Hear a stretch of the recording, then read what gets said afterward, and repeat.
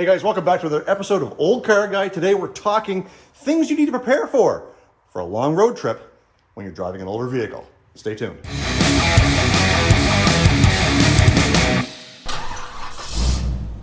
So unless you guys just crawled out from under a rock, you know that I recently went to Atlanta, Georgia from New Brunswick, Canada, 3,149 miles in Old Dale the truck here. And it took a little bit of planning. You got to know what you're going to bring with you when you go. In this video, we're going to go over a lot of the things that I took with me, things maybe I should have taken with me, and other things that you need to plan for to make a long road trip. Now, we're not talking about driving 100 miles necessarily. We're talking about an extended road trip. You're going to be gone for several days, and things that you need to plan for. Let's get inside the garage and we'll talk about some of those things. So one of the benefits of having a long bed truck is that you've got a long bed. However, some of the downfalls to having a long bed truck is the sheer size of the bed. And unless you've got a tonneau cover to keep things out of prying eyes, you definitely run the risk of things being stolen out of the back, especially in big cities or hotel, motel parking lots that are a little bit off the beaten path. And with a regular cab, you don't have a whole lot of room to store things inside. So thankful for Old Dale the truck, he had a tonneau cover that we were able to put a lot of tools in the back and keep them covered up as we were traveling. And well, we didn't have to lug everything inside the hotel room every night. Now, there are a couple of obvious things you should always have on hand when traveling. A spare tire is one of them. No matter what, you need a spare tire when you're traveling with an older vehicle. Now, I did not use one of these American racing wheels as a spare. I did not order a fifth wheel. And part of the reason for that is because I've got 10-inch wide up here with big tires, and I've got 8-inch wide down here with smaller tires. So that meant I had to have a spare tire that was going to fit both front and back and not cause any wear issues. So you got to keep that in mind. Now, obviously, when you're going out on a road trip, you've got to determine how long you're going to be gone. For me, I was gone for 7 nights, 8 days, which meant we had to plan out our stops as well as hotel rooms for accommodations. Now, you don't have to reserve them, but you do run the risk of not getting a room on the first hotel you try. If it's late at night, sometimes you are in no mood to be going from hotel to hotel trying to find a room for just a quick nap. But in my case, I planned out every hotel room on the route down, and when I picked up Grant, he had the hotel rooms planned for the trip up, at least as far as Richmond, Virginia, and I had one extra night stay in Danbury, Connecticut by myself. So make sure you are planning your trips as far as your stays. The other thing you got to plan for is fuel. How are you going to pay for fuel? How much fuel is it going to cost? One of those things that you need to do is find out how many miles per gallon your vehicle gets on average. Then you've got to find out how long the trip is. A little bit of quick math will tell you roughly how much it's going to cost you. There are a ton of websites, and I will leave one or two down in the description box below where you can get the average fuel cost on your route. And again, with a little bit of math, you can figure out exactly how much fuel your vehicle is going to cost. For Old Dale the truck, we were averaging about 15 miles per gallon. Of course, we were doing well over 3,000 miles.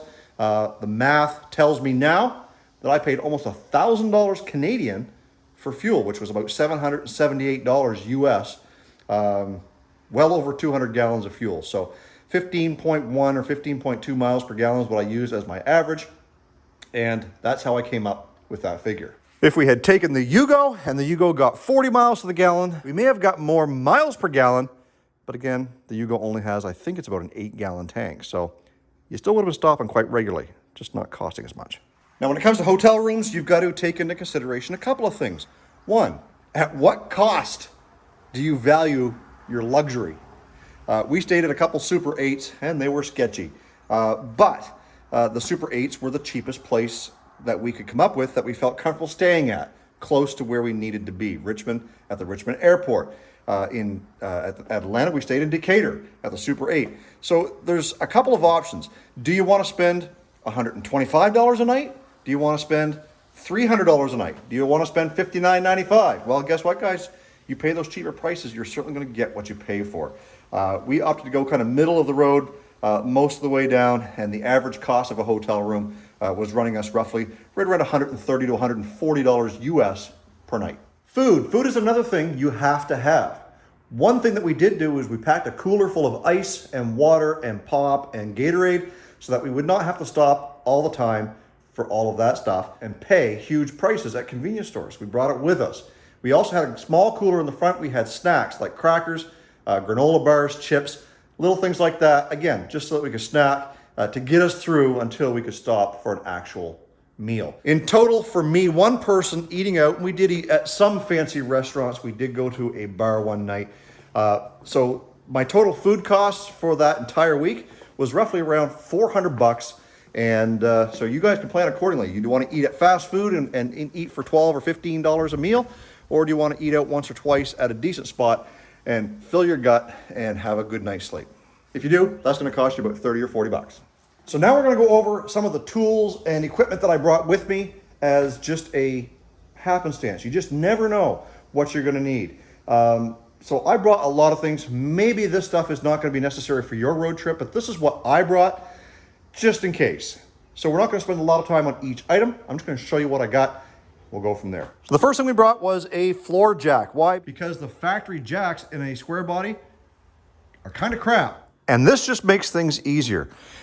I also took a couple of jack stands. You never know. When you're on the side of the road, you need all the safety you can get, so I brought a couple of jack stands. Fire extinguisher. I kept one in the truck behind the seat at all times. Again, you just never know. About a year ago, I also picked up this generic multi-piece tool set that gives me basically a lot of sockets, a lot of wrenches, some Allen keys, and I also threw in some gloves and a crescent wrench in there, or an adjustable wrench, just because, you know, there's going to be certain instances where you just need a certain tool.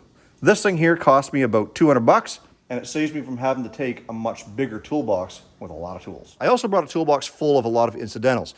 So things like crimp connectors, grommets, wire plugs, test light, wire crimpers, vacuum plugs, fuses, screwdrivers, wrenches, a bunch of stuff like that, as well as spark plugs. I also brought this box full of spare belts, hoses, and plug wires. Because as sucky of a job as it's going to be having to change a radiator hose on the side of the road or in a parking lot, at least you got the parts. That's one less thing you got to go running for. And because I had that stuff, I also had a bunch of brake fluid, power steering fluid, axle grease. We also brought some transmission fluid, as well as a couple of gallons of premixed coolant and some extra oil. And further down inside the toolbox, we have a test light. We've got some Loctite, electrical tape, zip ties, utility knife. We've got our thermometer here, crimp tool, hammers, and a bunch of assorted different stuff down in there as well. Again, lucky for me, I didn't open up any of this stuff except for when I had to remove the return spring off of the throttle body because it was too stiff for the cruise control. Other than that, I didn't have to touch any of this stuff. And that's what you want. You don't want to have to touch it, but you better have it in case you need it. And a couple of things that I didn't show you was a first aid kit and a box of cotter pins, some grease fittings, stuff like that. Because again, you just never know when you're going to need this stuff, but you hope you never have to. I hope that a little bit of what I've said here is going to help you with that long distance road trip, whether you're planning to go just for an overnight over a great distance, or if you're planning to do something like Hot Rod Power Tour, or take off from Canada and go to Atlanta for a C10 truck show, or whatever it happens to be. Make sure you are prepared. If you've been following along, then you will know that this entire trip, food, gas, and lodging, cost me in the vicinity of about $2,500 Canadian or $2,000, $2,100 American.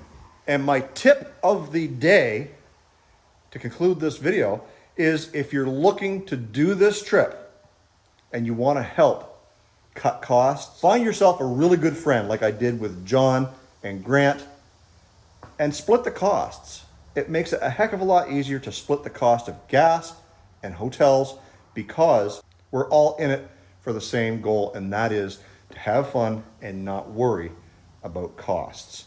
Another tip, if you have air miles or rewards points or whatever that happens to look like, you can use those to help you with things like fuel costs as well as hotel room stays. I know Grant got us a couple of really good deals on some rooms because he had some points built up on his card. So if you're traveling a lot and you're earning rewards, you can use them to your benefit on a trip like this. Besides, bringing a buddy along makes for a better road trip. One more tip, if you travel a lot, get yourself a roadside assistance plan that allows for towing just in case. Before I left, I signed up for CAA, which is the equivalent of AAA in the US, and it is honored in the US. So if something happened that I couldn't fix on the side of the road, I had some towing and I was able to get reimbursed for some fuel should I have run out. And one last tip, if you are a Canadian traveling to the US, make sure you get yourself some travel insurance just in case. You don't want to end up in a hospital with no coverage and having to flip that $3,000, $4,000, $5,000, $10,000 hotel stay over the cost or savings of about 40 bucks, which is what it cost me to get coverage for 8 days. I was in another country. If you guys are just traveling every day, you may already have insurance that covers that. If you're an American traveling to Canada, make sure you get travel insurance, because if you don't and you have a problem, your insurance may not cover you while you're here. So guys, if you like this video, please give it a thumbs up. Make sure you're subscribed to Olde Carr Guy, and also in the first link in the description box down below, there is a link to my clothing store. That's right, Olde Carr Guy t-shirts, hats, hoodies, all that sort of stuff is available down there. You guys can help support the channel by buying some merchandise from that store. If you can't afford it, no big deal, because your support by watching these videos and giving it a thumbs up means more than you spending your money on my stuff. So as I end every video, stay focused on the windshield, not the rearview mirror. I love you guys. God bless. Let's do it again in the next video.